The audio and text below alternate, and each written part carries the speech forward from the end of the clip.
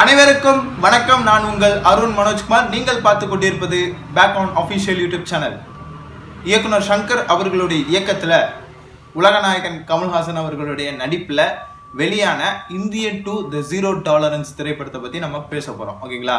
இது மூவி ரிவ்யூன்னு வச்சுக்கலாம், film analysis அப்படின்னாலும் நீங்கள் அதை வச்சுக்கலாம், இல்லைன்னா ரியாக்ஷன் வீடியோ கூட நீங்கள் அதை வச்சுக்கலாம். ஓகேங்களா? சரி, ரைட். இந்தியன் 2 இந்த திரைப்படம் எப்படி இருக்குது அப்படின்னா நல்லா இருக்குது. என்னடா எல்லாருமே நல்லா இல்லைன்னு சொல்லி அந்த படத்தை ஓட்டிட்டு இருக்கேன், நீ ஒரு ஆள் ஏன்டா நல்லா இருக்குங்கிற அப்படின்னா நல்லா இருக்கு. உண்மை தான். படம் நீங்கள் 3 மணி நேரம் முழுசாக உட்காந்து பாருங்கள், என்கேஜிங்காக பாருங்கள். அந்த படத்தில் அவ்வளோ லாஜிக்கல் ஏரர் இல்லாமல் நீங்கள் ஒரு சினிமா ஒரு படத்தை எடுத்துட முடியாது. என்னவா இருந்தாலும் இது ஒரு கற்பனை படம், ஃபிக்ஷன் ஸ்டோரி தான். இந்த காலகட்டத்துக்கு இந்தியன் தாத்தா அப்படின்னு ஒருத்தர் வந்தால் எப்படி இருக்கும் அப்படிங்கிறத கற்பனையாக சொல்கிற ஒரு திரைப்படம் தான் இந்த இந்தியன் 2. அதுவும் ஜீரோ டாலரன்ஸுங்கிற கான்செப்டில் இந்த படத்தை சொல்கிறாரு. ஓகேங்களா? என்னடா அவன் இந்தியன் 2 ரிவ்யூ எதுவுமே போடலையே அப்படின்னு எல்லாரும் நீங்கள் வெயிட் பண்ணிட்டு இருந்திருப்பீங்க. ஏன்னா இந்தியன் 2 வந்து அப்போலேருந்தே ப்ரொமோட் பண்ணிகிட்டு இருக்குது நான் தான். ஐ மீன் காசு வாங்காமல். ஏன்னா படத்தில் பாட்டு சரியில்லை அப்படின்னாலும் ரோஸ் வீடியோ போட்டேன், படத்தில் வந்து ட்ரைலர் சூப்பராக இருக்குது அப்படின்னு சொல்லி ஒரு வீடியோ போட்டேன், படத்தோட டீசருக்கு ஒரு வீடியோ போட்டேன். இந்த மாதிரி இந்தியன் 2க்குன்னே ஒரு கிட்டத்தட்ட 4-5 வீடியோ போட்டிருப்பேன்னு நினைக்கிறேன். இந்த படத்துக்கு ஏன் ரிவ்யூவுக்கு ஏன் வீடியோ போடல அப்படின்னா இது ஒரு முழுமை பெறாத ஒரு கதை. என்னடா சொல்கிறேன் அப்படின்னா முழுமை பெறலை. இது வந்து ஜஸ்ட் ஒரு இன்ட்ரோ மாதிரி தான் கொடுத்துருக்காங்க. இந்த காலகட்டத்துக்கு இந்தியன் தாத்தா வந்தாருன்னா எப்படி இருக்கும் அப்படிங்கிற ஒரு கற்பனை லைனு, அந்த கற்பனைக்கு ஒரு 1 லைன். அப்படி வந்த மனுஷனை போக சொல்கிற இந்த சமூகத்துக்கு இவரால் என்ன இந்த நாட்டில் திரும்பியும் வந்து பணியாற்றுறாரு, கடமையை என்ன மாதிரியான ஆற்றுறாரு, மாணவர்கள் அதுவும் இளைஞர்களை வந்து அவர் வந்து வழி நடத்தி ஒரு விஷயத்த பெருசாக பண்ண போகிறாரு. ரைட்? அந்த விஷயத்த தான் வந்து இந்தியன் 3ல கன்வே பண்ண போகிறாங்க. ஆனால் இந்தியன் 2ங்கிறது நம்ம ஆல்ரெடி பல விமர்சனங்களில் நம்ம அதை பற்றி பேசிக்கிட்டே தான் இருந்திருக்கோம். அதில் நான் ஏற்கனவே நான் நிறைய வந்து பார்த்திங்க அப்படின்னா கெஸ் பண்ண ஷார்ட்ஸ் எல்லாம் அப்படியே கண்ணெதிரில் வந்துச்சு. நிறைய சீன்ஸை வந்து நம்மளால் புரிஞ்சிக்க முடிஞ்சிச்சு, பார்க்க முடிஞ்சிச்சு.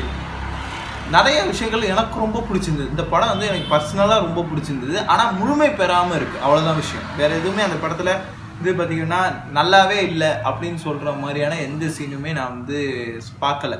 நல்லா இருக்குது, எல்லா சீனுமே நல்லா இருக்குது.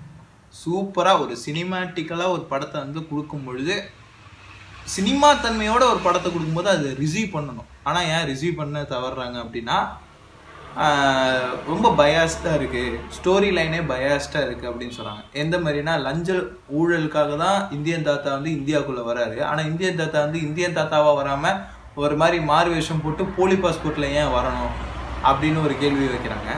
அப்புறம் இலவச பொருட்கள்னு சொல்லிட்டு டிவி, மிக்சி, கிரைண்டரு அதெல்லாம் நீங்கள் காமிச்சு வந்தீங்க, ஏன் டிவியை காட்ட மறந்தீங்க அப்படின்னு சொல்லி 2.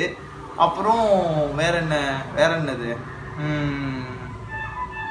வேற என்னென்ன இருக்குது, நிறைய சீன்ஸ் வந்து அவர் சொன்னாங்க. அதுலேயும் பார்த்தீங்க அப்படின்னா நம்ம தமிழ்நாட்டில் நடக்கிற பெரிய ஊழலை வந்து காட்டாமல் குஜராத்தில் அப்புறம் பஞ்சாப் மாநிலத்தில் நடக்கிற ஊழலை எக்ஸ்போஸ் பண்ணுறீங்க, அது எதுக்கு அப்படின்னு சொல்லி எல்லாரும் பார்த்திங்க அப்படின்னா இது பண்ணுறாங்க. ஆக்சுவலாக சும்மா ஒன்று இந்தியன் தாத்தா எல்லாரையும் கொண்டுட்டு இல்லை, அதுக்கு வந்து பார்த்திங்க அப்படின்னா ஒரு லீடு வந்து கண்டிப்பாக இந்தியன் 3ல வச்சுருப்பார்.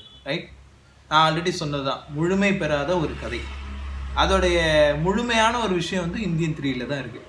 கமல் சார் வந்து பார்த்திங்க அப்படின்னா இந்தியன் 2 நடித்தது காரணமே இந்தியன் 3 தான் அப்படின்னு ஒரு விஷயத்த சும்மா இன்னும் அந்த மனுஷன் சொல்லிட்டு போகல. ரைட்?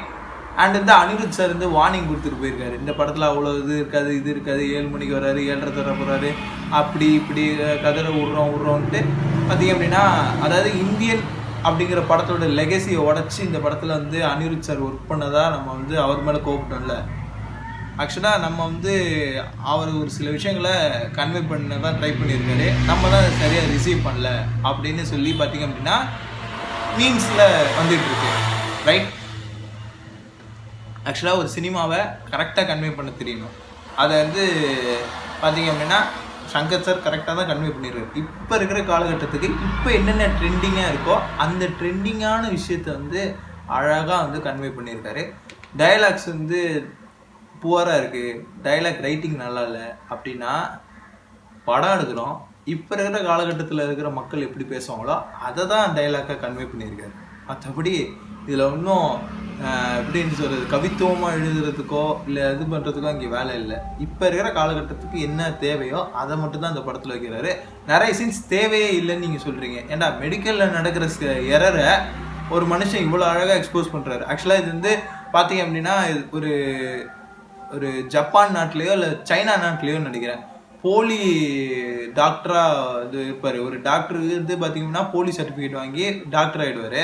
கடைசியில் பார்த்தா அந்த போலி சர்டிஃபிகேட் கொடுத்தவருக்கு ஆப்ரேஷன் சூழ்நிலை வர்றப்ப இந்த போலி டாக்டர் வந்து ஆப்ரேஷன் பண்ணுற மாதிரியான ஒரு சின்ன ஒரு கிளிப்பிங்ஸ் மாதிரி வரும். அதான் அந்த படத்தில் வந்து பார்த்தீங்க அப்படின்னா நம்ம ஸ்டேட்டுக்கு ஏற்ற மாதிரி நம்மளுடைய தமிழ் ஆடியன்ஸுக்கு கன்வே பண்ணுற மாதிரி ஒரு சீனை வந்து ஒன்று வச்சுருப்பார். ரைட், அதுவுமே நல்லா தான் இருந்துச்சு. அப்புறம் வேற ஒன்று என்ன, இ சேவை மையத்தை பற்றி இந்த படத்தில் கன்வே பண்ணியிருக்காரு. என்ன இ சேவை மையம் கவர்மெண்ட்டில் இருக்கிற அரசு அதிகாரிகளில் கொஞ்சம் இருக்கிறவங்க என்ன பண்ணுவாங்க, அதை எப்படியெல்லாம் வந்து மிஸ்யூஸ் பண்ணுவாங்க அப்படிங்கிறது வந்து பார்த்திங்க அப்படின்னா அதை எப்படி வச்சு மக்கள்கிட்ட ஏமாற்றுவாங்க அப்படிங்கிறத பற்றி மனோபாலை வச்சு ஒன்று கன்வே பண்ணியிருப்பார். இமான் அண்ணாச்சி வச்சு பார்த்திங்க அப்படின்னா பஸ் ஸ்டாண்டில் இருக்கிற ஹோட்டல்ஸுடைய இதை பற்றி கொஞ்சம் கன்வே பண்ணியிருப்பாங்க. ரைட், அந்த ஊழல் பற்றி கொஞ்சம் கன்வே பண்ணியிருப்பாங்க. அப்புறம் பெரிய பெரிய பொலிட்டிஷியன் மாதிரி சில கேரக்டர்ஸை வந்து தலைவன் போய் சோலோவாக போய் சாகடிப்பாப்புல. அந்த சீன்லாம் பார்த்தீங்கன்னா இந்தியன் 1 மாதிரி இந்தியன் 2 சில விஷயங்கள் பண்ணியிருக்காப்புல. ரைட், அது ஏன் பண்ணுறாரு, எதுக்கு பண்ணாரு அப்படின்னு சொல்லி இந்தியன் 3 தான் அதோட இது புரியும். ரைட், இந்தியன் 2 இந்தியன் திரைப்படத்தில் பார்த்தீங்கன்னா 2 ஃப்ளாஷ்பேக் வரும். ஏன் இந்தியன் தாத்தா திரும்பியும் வந்து சேனாதிபதியாக தியாகியாக இருந்தவரை, ஐஎன்ஏ வீரராக இருந்த சேனாதிபதி அமைதியாக இருந்தவரை ஏன் இந்தியன் தாத்தாவாக உருவெடுத்தாருன்னு சொல்லி ஒரு ஃப்ளாஷ்பேக் இருக்கும். சரி, இந்தியன் தாத்தாவா இவர் அந்த காலகட்டத்தில் என்ன பண்ணார் அப்படிங்கிறத பற்றின ஒரு விஷயத்தை வந்து பார்த்திங்க அப்படின்னா ஒரு ஃப்ளாஷ்பேக்காக இந்தியன் திரைப்படத்தில் வச்சுருப்பாங்க. ஆனால் இந்தியன் 2 பார்த்திங்க அப்படின்னா எந்த ஃப்ளாஷ்பேக்குமே இல்லாமல் இப்போ இருக்கிற விஷயத்தையே வச்சு ட்ராவல் பண்ணுற மாதிரி தான் இந்த படம் இருக்குது. ஆனால் இந்தியன் 3 நிறைய ஃப்ளாஷ்பேக் போர்ஷன்ஸ் வந்து இருக்குது அப்படின்னு சொல்கிறாங்க. ஸோ இந்தியன் 3 பார்த்துட்டு நம்ம இந்தியன் 2 சேர்த்து மொத்தமாக ரிவ்யூ கொடுக்கலாம் அப்படின்னு முடிவு பண்ணியிருக்கேன்.